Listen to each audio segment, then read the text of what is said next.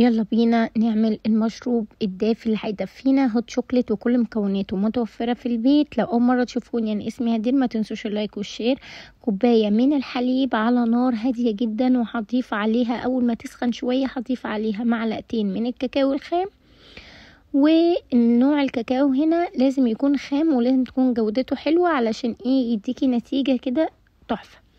قلبي بقى كويس جدا. بعد كده انا ضفت على كوبايه الحليب معلقه ونص من السكر. السكر طبعا حسب الرغبه، عايزه اقل عايزه اكتر اللي يريحك.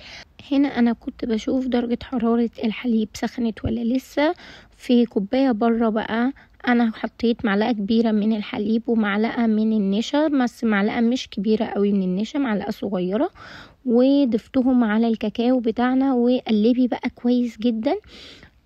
هنا النار لسه على نفس درجة اقل من المتوسط عشان ناخد كده نتيجة تحفة.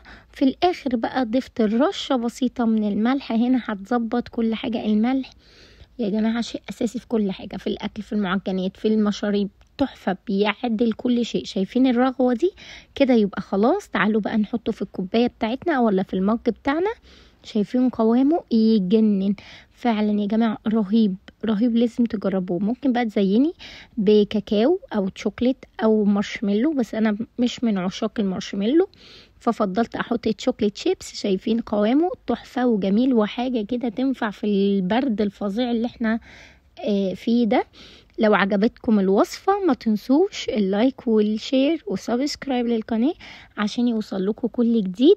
اخدت الهوت شوكليت بتاعي وجريت قعدت اتفرج على مسلسلي. انتظروني باذن الله في فيديو جديد ووصفة جديدة. مع السلامة.